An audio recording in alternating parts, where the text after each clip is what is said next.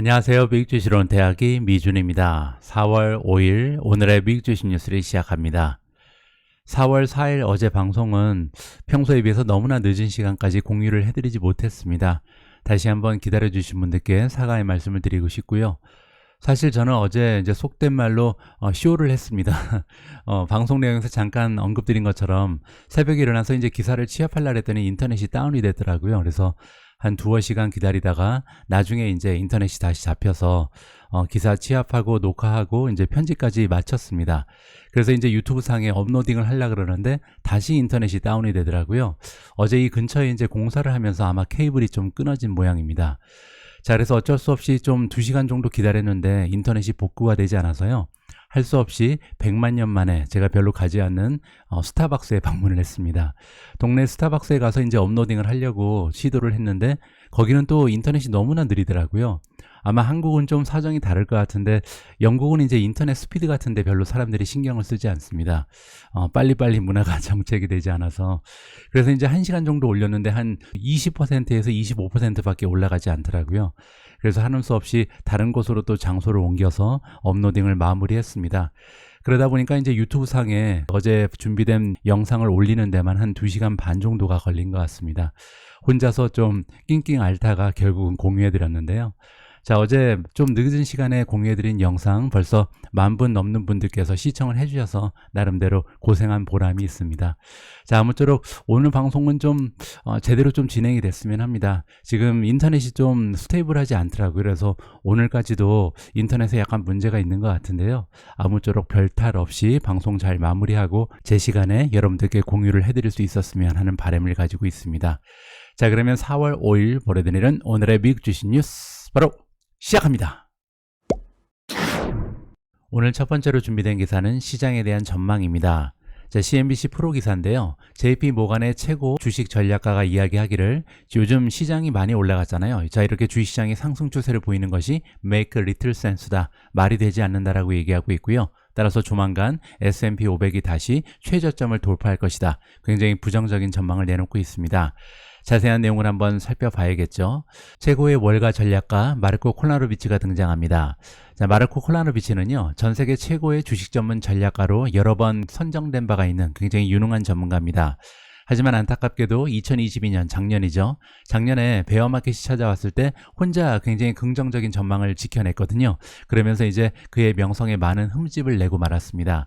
자, 과연 2022년 베어마켓은 제대로 전망하지 못했던 마르코 콜라노비치가 이번에 2023년에 대한 전망은 제대로 맞추어낼지 그 부분도 좀 관심이 가고요. 자, 어쨌든 아직까지 이제 명성을 이어나가고 있는 마르코 콜라노비치가 전망하기를 최근에 일어났던 주식시장의 랠리는 아마도 데드캣 바운스를 것이다. 데드캣 바운스는 뭐냐면요, 죽은 고양이도 높은 곳에서 떨어뜨리면 잠깐 튀어오르잖아요. 자, 이런 베어마켓 가운데도 반등은 항상 있다. 이걸 이제 전문적으로 데드캣 바운스라고 부릅니다. 자, 이렇게 현재 일어나고 있는 상승 추세가 이제 대세 상승이 아니라 데드캣 바운스로 보는 이유가 여기 설명되고 있는데 펀더멘탈 쪽에는 아무런 향상되는 모습이 없기 때문이다라고 설명하고 있습니다. 뭐 여기서 얘기하는 펀더멘탈이라는 것은 경기 상황 그리고 뭐 금리 인상 등을 비롯한 뭐 통화 정책 이런 걸 얘기하겠죠. 따라서 지금 주식시장이 올라갈 때가 아닌데 정신 못 차리고 계속해서 올라가고 있다. 이렇게 이야기하고 있는 겁니다. 자, 굉장히 합리적인 투자자 입장에서 우리가 생각할 때는 지금 현재 상승장은 말이 되지 않는다. 그리고 현재 한 2주 동안 인플로가 굉장히 많았다. 주식시장에 이제 많은 자금이 들어오고 있는데요. 자, 이렇게 주식시장에 자금이 들어온 이유가 여기 설명되고 있습니다. 일단은 시스테매틱 인베스터가 많이 참여를 하고 있다. 시스테매틱 인베스터는 뭐냐면요, 주식이 떨어지면 사는 사람들을 얘기합니다. 우리가 보통 바이 더 딥이라 그러죠. 따라서 주가가 떨어지면 사고 올라가면 팔고 이렇게 투자하는 사람들이 많이 현금을 투여했다. 이렇게 얘기하고 있는 거고요. 자, 그리고 최근 2주 동안 숏 스퀴즈도 많이 났죠. 따라서 공매도에 투자하고 있던 자금이 이제 주식을 사면서 빠져나가는 바람에 이제 주식시장의 상승에 도움이 됐다. 이렇게 얘기하고 있고요. 자, 세 번째로 빅스지수, 우리가 보통 공포지수라고 얘기하죠. 공포지수가 많이 떨어지면서 한시적인 주식시장의 상승이 일어났다. 이것이 이제 JP 모간의 칩 글로벌 마켓 스트래티지스트 콜라노비치의 의견입니다. 최근에 일어나고 있는 미국 증시의 상승 추세는 테크주들이 주도를 하고 있는데요. 자, 이렇게 테크주 중심으로 좋은 추세를 보이는 이유는 뭐냐면 본드 일드, 즉 채권 금리가 떨어지고 있기 때문입니다. 자, 하지만 콜라노비치가 얘기하는 바에 의하면요, 자, 이렇게 채권 금리가 떨어지는 것을 축하할 일이 아니다. 자, 왜냐면 채권 금리가 떨어지는 것은요, 오히려 리세션에 대한 압력이 커지고 있다라는 증거다. 이렇게 주장을 하고 있습니다. 자, 최근에 채권의 금리가 떨어지는 것을 보고 긍정적인 사인으로 해석하는 사람들이 많이 있는데 그러면 안 된다라고 얘기합니다. 자, 연준에서 브링어 펀치볼이다. 브링어 펀치볼은 뭐냐면요, 양적 완화를 한다든지 기준금리를 인하한다든지 이런 식으로 긴축을 끝낸다. 이렇게 지금 이해하는 사람들이 있는데 그렇게 해석하면 안 된다라고 얘기하고 있습니다.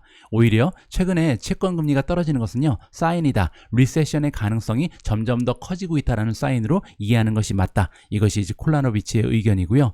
자, 그렇기 때문에 다가오는 미래에 리스크의 센티먼트가 계속해서 올라갈 것이고 결국 주식시장은 작년 최저점을 다시 한번 테스트하게 될 것이다 라고 얘기합니다. 작년 최저점은 10월 달이었죠. 10월 13일 날 찍었는데요. 52주 최저점은 3,491이었습니다. 만약에 S&P 500이 3,491까지 떨어지게 되면요, 지금 현재 수준에서 15% 정도 추가적인 하락을 우리가 예상해 볼 수가 있습니다. 따라서 지금 JP모간의 최고 전략가 콜라노비치는 다가오는 미래 미국 증시가 15%까지도 추가적으로 떨어질 가능성이 있다. 굉장히 부정적인 전망을 계속해서 내어놓고 있습니다. 바로 앞 기사에서 JP모간의 최고 전략가 마르코 콜라노비치는요, 미국 증시가 이제 하향 추세에 돌입할 것이다. 그러면서 작년 최저점을 다시 한번 찍을 가능성이 있다라고 굉장히 부정적인 의견을 내놓고 있습니다. 지금 현재 S&P 500이 4,100 정도의 형성이 되어 있기 때문에 만약에 작년의 저점을 다시 한번 돌파하면요, 지금 주가에서 15% 이상 급락할 가능성도 있는 거거든요. 자, 하지만 마르코 콜라노비치 말고도 미국 시장에는 굉장히 많은 전략가가 있죠. 따라서 다양한 기관에서 일하고 있는 최고 전략가들의 의견을 한번 종합적으로 들어볼 필요가 있을 것 같습니다. 자, 그런 방법이 하나 있는데요. CNBC 프로에서는 3개월에 한 번씩 최고 전략가들을 상대로 서베이를 진행합니다. 자, 따라서 3개월에 한 번씩 각 기관에서 일하고 있는 최고 전략가들의 마켓 전망을 우리가 취합해서 살펴볼 수 있는 기회가 있거든요.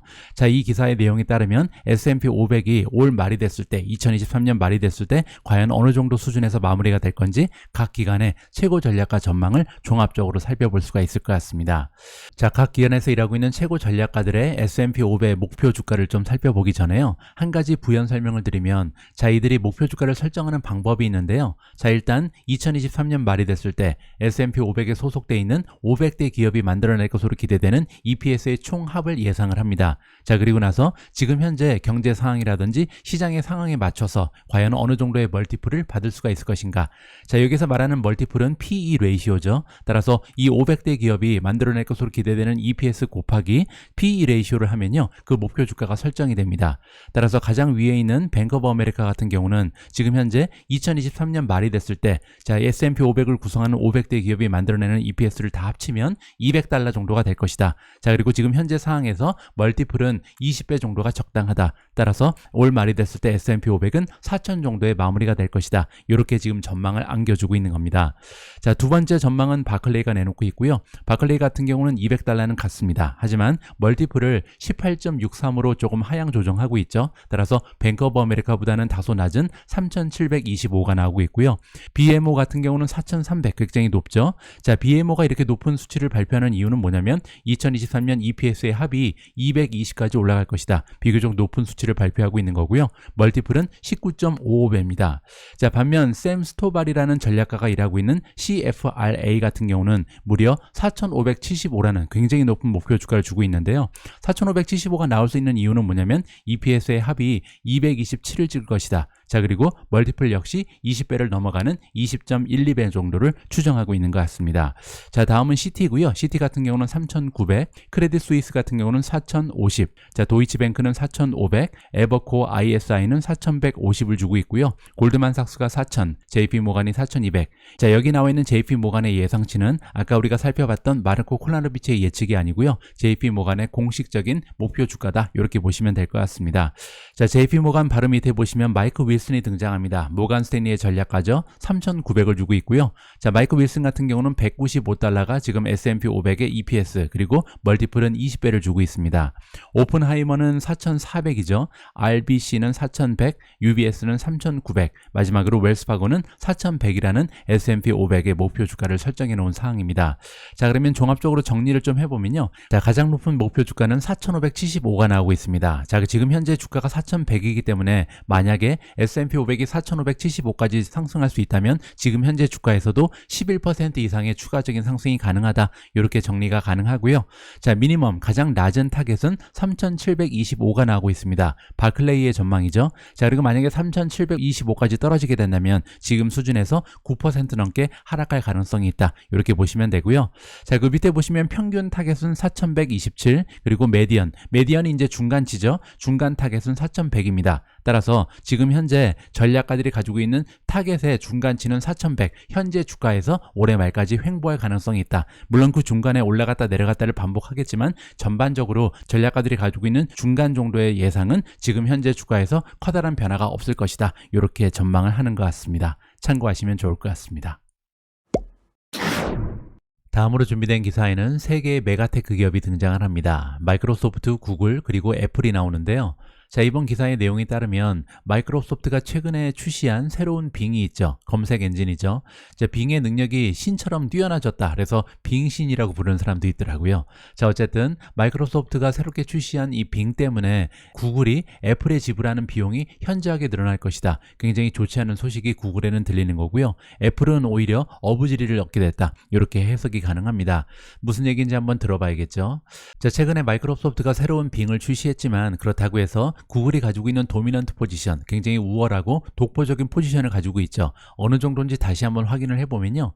자, 여기 나와 있는 것은 이제 검색 엔진의 시장 점유율입니다.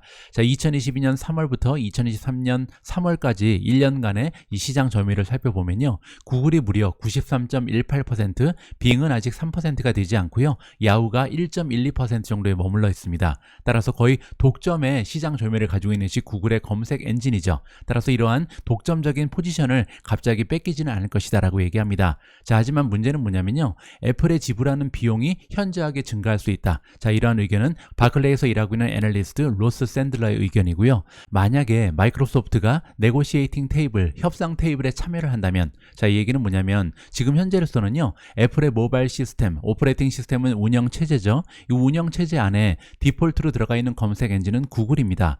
뭐 지금까지야 사실 구글이 독보적인 존재였고 이렇다 할 그 경쟁 기업이 없었잖아요. 하지만 이제는 상황이 조금씩 달라지고 있습니다. 왜냐하면 조금씩 이 마이크로소프트가 제공하는 빙을 이용하는 사람들이 많아지고 있잖아요. 자, 그렇게 되면 마이크로소프트가 구글을 쫓아내고 검색 엔진의 역할을 할 가능성은 굉장히 적지만 그럼에도 불구하고 애플 입장에서는요. 어느 정도 협상이 가능하다는 거죠. 따라서 지금까지는 독점 기업으로서 굉장히 낮은 비용을 지불하면서 애플에서 검색 엔진의 역할을 하고 있었던 것이 구글이지만 지금부터는 마이크로소프트의 등장으로 인해서 빙의 인기가 올라가면서 아무래도 조금 더 많은 비용을 애플에 지불할 가능성이 높아졌다. 이렇게 이해가 가능합니다.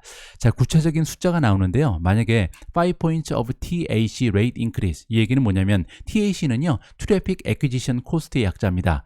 구글 입장에서는요. 그들이 이제 구글에 우리 들어가서 검색을 하면 여러 가지 웹사이트들이 나오잖아요. 이 웹사이트한테 지불하는 그런 비용을 TAC라고 부릅니다. 자, 그런데 만약에 이러한 Traffic Acquisition Cost가 0.05% 정도만 올라가도 그 의미는요. 구글이 가지고 있는 오퍼레이팅 인컴, 영업이익이 3% 정도 데미지를 받을 수 있다고 합니다. 따라서 지금 현재 비용이 최소화되면서 굉장히 좋은 수익률을 올려왔던 것이 구글의 검색 비즈니스다. 이렇게 볼 수가 있는데요. 다가오는 미래에는 이러한 검색 엔진의 비용이 급등하면서 어떻게 보면 구글이 오퍼레이팅 인컴에 많은 타격을 받을 수 있다. 이러한 전망이 대두되고 있습니다. 참고하시면 좋을 것 같습니다.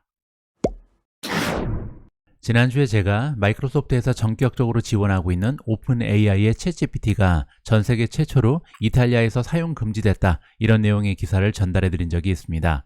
자, 거기에 지금 후속 기사가 발표가 되고 있는데요. 이번에 오픈 AI의 경영진이 이탈리아의 데이터 프라이버시 에이전시, 개인정보 보호를 위한 규제기관과 미팅을 하게 됐다. 이러한 내용이 들리고 있습니다. 따라서 조만간 이번 이슈는 해결이 잘 될 것으로 우리가 기대를 해도 좋을 것 같습니다. 자, 이렇게 만나서 미팅을 한다는 것은요. 어느 정도 해결책이 제시가 될 수 있고 적절한 선에서 마무리가 되지 않을까 개인적으로 기대를 하고 있고요. 자, 그 와중에 미국에서도요. 정부 차원의 AI 관련된 미팅이 있었던 것으로 나와 있습니다. 자, 바이든 대통령이 AI 관련해서 사이언스 그리고 테크의 어드바이저들과 만나서 미팅을 진행했다라고 나와 있고요. 자, 이번 미팅의 결론이 굉장히 좀 궁금해지는데 자, 이미 퍼블릭 스테이트먼트 성명서가 발표가 됐습니다. 자, 이번 성명서의 내용에 따르면 바이든 대통령이 얘기를 하기를 remains to be seen, 더 두고 봐야 된다. 지금으로선 알 수 없다. 자, 어떤 부분이냐면요. Artificial Intelligence, 인공지능이 과연 우리 인류한테 도움이 될지 아니면 위협적인 존재가 될지는 아직은 알 수가 없다. 시기상조다. 이렇게 얘기를 하고 있고요. 자, 그럼에도 불구하고 테크 기업들은 그들의 책임을 다해야 된다. 따라서 그들이 개발하고 있는 인공지능 관련 상품들이 안정성을 가질 수 있도록 안전하도록 최선을 다해야 된다라고 얘기하고 있고요. 자, 긍정적으로 마무리가 됐습니다. 여기 보시는 것처럼 이러한 인공지능의 테크놀로지는요, 다가오는 미래에 우리 인류가 가지고 있는 여러 가지 이슈들을 해결해 줄 수 있을 것이다라고 얘기합니다. 뭐 예를 들어서 질병이라든지 기후 변화에 대처하는데 인공지능이 많은 일조를 할 것이다. 따라서 이번 내용을 살펴보면요, 지금 이탈리아에서 일어나고 있는 일도 조만간 해결이 될 것 같고, 지금 미국의 정부에서도 일단은 인공지능이라는 테크놀로지에 대해서 관대한 입장을 표명하고 있다. 이렇게 정리해 드릴 수가 있을 것 같습니다. 자, 이번에는 아주 오래간만에 반도체 관련된 이야기를 좀 들어볼까 합니다. 시티라는 투자기관의 의견에 따르면요, 아직까지는 반도체 종목들에 대해서 조금은 조심스러운 태도를 유지하고 있다라고 나와 있고요. 특히 이제 최근에 2월달 매출 실적이 나왔는데요, 반도체 전반적인 산업이 지금 2월달 매출이 괜찮았다고 합니다. 그럼에도 불구하고 아직까지 반도체 종목에 대해서 조심스러운 태도를 유지하는 이유를 좀 살펴봐야겠죠. 자, 인베스먼트 펌, 투자기관인 시티에서 아직까지 계속해서 조심스러운 태도를 유지하고 있다. 특히 이제 이번에 새롭게 인더스트리 데이터니까요, 반도체 산업 쪽의 데이터가 발표가 됐는데 잠재적으로 리바운드가 보인다. 따라서 이제는 반등이 좀 시도되는 것이 아닌가, 이렇게 희망이 생긴다는 거죠. 애널리스트 크리스토퍼 데이니가 보기에는 지금 아날로그 디바이스는 굉장히 좋다, 탑픽으로 얘기하고 있는데요. 자, 그 이유가 여기 설명되고 있습니다. 1.8% 정도 먼스 오버 먼스니까 1월 달에 비해서 2월 달 반도체 실적이 증가했다라고 합니다. 따라서 어떻게 보면요, 드디어 반도체가 바닥을 찍고 조정이 끝나는 것이 아닌가, 이렇게 우리가 기대감을 높여볼 수가 있겠죠. 자, 그런데 여기 이제 부정적인 내용이 나오는데, 자, 이번에 2월 달에 반도체의 실적이 향상된 이유는요, 시즈널 세일이라고 합니다. 그 얘기는 뭐냐면 지금 잠깐 반짝하는 거다. 특히 이제 마이크로 컨트롤러 그리고 디스크리트 칩이 이번에 좀 좋은 매출을 유지하면서 전반적으로 반도체의 실적이 향상됐다, 이렇게 얘기하고 있습니다. 마이크로 컨트롤러라는 것은요, 가전제품에 들어가는 그런 반도체를 얘기합니다. 냉장고라든지 세탁기, 뭐 게임기도 그렇고요, 라디오, 뭐 이런 데 들어가는 마이크로 컨트롤러가 이번에 좀 좋은 실적을 낸 것 같고요. 또 하나는 이제 디스크리트 칩인데, 이거는 이제 개별적인 칩을 얘기하죠. 예를 들어서 스위치라든지 트랜지스터 같은 데 들어가는 칩을 얘기합니다. 이런 부분에서 지금 시즌 때문에 잠깐 좋은 매출을 보였기 때문에 전반적으로 실적이 향상된 것 뿐이었다. 아직까지 반도체가 바닥을 찍었다고 예견하기는 조금 어렵다는 것이 크리스퍼 데이니의 의견입니다. 자, 이번에 2월달 매출 실적이 1월달을 넘어섰음에도 불구하고 데이니라는 전문가가 보기에는 반도체 세일이, 즉 매출 실적이 올해 말 정도가 되면요, 작년 대비 오히려 15% 정도 감소할 것이다. 따라서 아직까지는 계속해서 조정이 진행되고 있다, 이렇게 얘기를 하고 있습니다. 자, 그 이유가 설명되고 있는데요, 지금 아직까지도 메모리 반도체가 너무나 좋지 않다. 삼성이라든지 SK 하이닉스 뭐 이런 주식들을 얘기하는 거죠. 자, 이런 부분에서 아직까지 굉장히 약한 모습을 보이기 때문에 아직까지 반도체 산업의 조정은 마무리되지 않았다, 이렇게 얘기하고 있습니다. 자, 그리고 나중에 이제 결국은 반도체가 바닥을 찍을 텐데요, 그리고 나서 어떤 주식들에 투자하는 것이 좋냐, 여기 보시는 것처럼 마이크론 테크놀로지, 온 세미컨덕터, 글로벌 파운드리즈, 그리고 마지막으로 AMD를 추천해주고 있습니다. 자, 그 이유가 여기 설명되고 있는데요, 자, 이렇게 다운턴이 끝나고 나면, 따라서 조정이 마무리가 되고 다시 한번 상승 추세가 나타나게 되면 어떤 주식이 좋냐면 secularly increasing. 자, 이 얘기는요, 제가 여러 번 걸쳐서 말씀드렸던 구조적인 성장을 얘기합니다. 따라서 기업이 가지고 있는 마진도 그렇고 EPS는 earning per share죠. 따라서 실적 부분에서도 계속해서 구조적인 성장을 보이는 기업을 찾아서 투자하는 것이 마땅하다, 이렇게 얘기하는 거고요. 그 대표적인 예가 마이크론 테크놀로지, 온 세미컨덕터, 글로벌 파운더리즈, 그리고 AMD, 이렇게 네 종목을 반도체 전문 애널리스트가 추천해주고 있다, 이렇게 마무리해드리겠습니다. 자, 다음에는 테슬라 관련된 소식입니다. 테슬라의 중국 쪽 실적이 발표가 됐는데요, 3월 한 달 동안 중국에서 만들어서 판매된 전기차의 자동차 판매 대수가 작년 대비 35% 증가했다는 소식입니다. 자, 그렇게 되면 글로벌 실적하고 거의 비슷하게 맞아떨어지는 거죠. 자세한 수치를 좀 살펴보시면요, 자, 테슬라가 한 달 동안, 3월 한 달 동안 88,869대를 중국에서 만들어서 판매했다, 이렇게 정리가 가능하고요. 자, 이런 데이터는 차이나 패신저 카 어소시에이션 CPCA SEI에서 어제 발표를 해줬습니다. 자, 지금 테슬라 같은 경우는요, 작년 대비 35% 정도 중국 쪽의 실적이 증가를 한 셈이고요. 2월 달하고 비교하면 19.4% 굉장히 좋은 추세를 보여줬습니다. 자, 하지만 테슬라보다 훨씬 더 좋은 실적을 발표하는 전기차 기업들이 발견이 되는데요. 제가 어제 방송에서 말씀드린 것처럼 리오토가 괜찮았죠. 3월 한 달 동안 2823대를 판매하면서 작년 대비 성장률이 89%에 이르고 있고요. 자, 그리고 더 좋은 기업은 BYD입니다. BYD 같은 경우는 지금 중국에서 206,089대를 판매했다. 그렇게 되면요, 작년 대비 성장률이 무려 97.5%, 거의 100% 가까운 성장률을 아직까지 지켜내고 있습니다. 자, 테슬라도 조금 더 분발하는 모습을 다음 분기, 다음 달부터는 보여줬으면 하는 바람을 가지고 있습니다. 미국 쪽에서도 전기차의 실적이 발표가 됐습니다. 1월부터 3월까지 1분기의 실적이 이번에 공개가 됐는데요. 한 가지 특이사항이 있습니다. 작년에 2위를 차지하고 있었던, 따라서 테슬라의 뒤를 쫓고 있었던 포드를 제치고 GM이 2위로 올라섰다. 이 부분이 굉장히 눈에 띄는 부분이고요. 자, 과연 그러면 2등을 차지한 GM 그리고 테슬라의 차이는 어느 정도 되는지 직접 한번 확인을 해보시죠.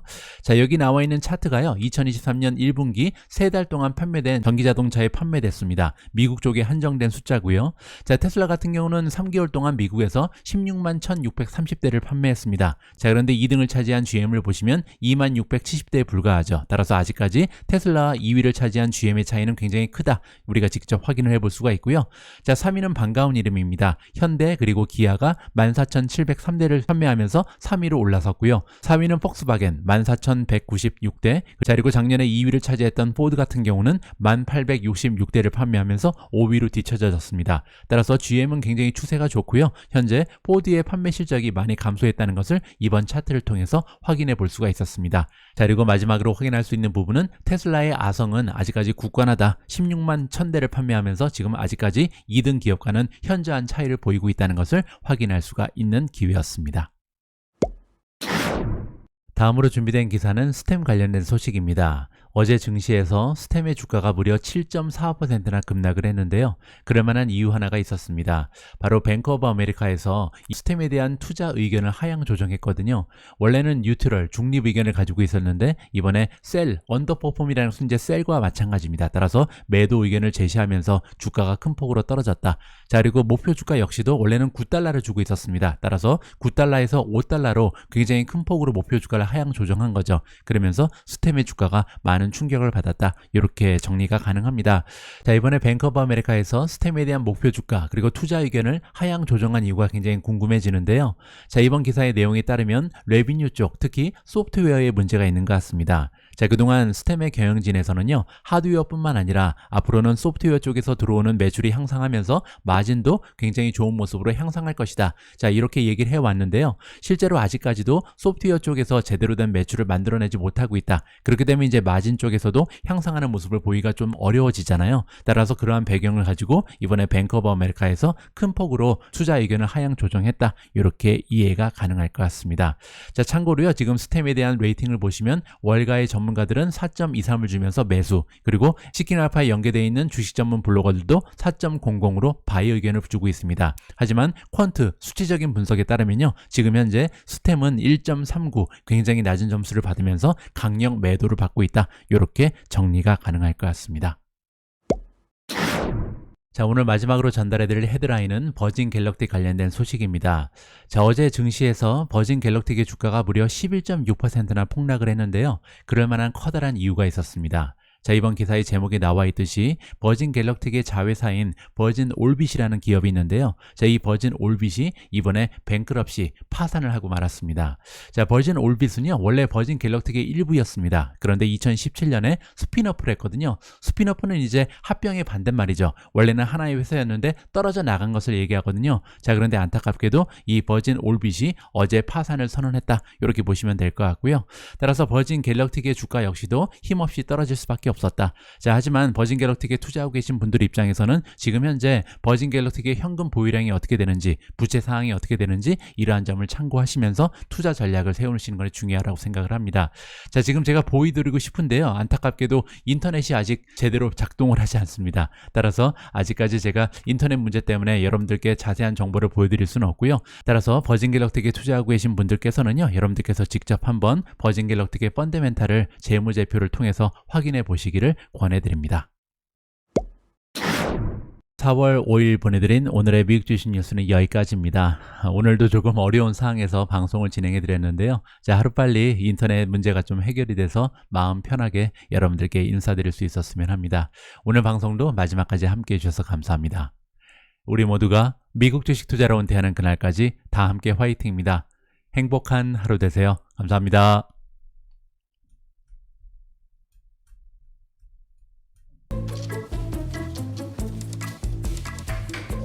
It's sunny, numbnuts.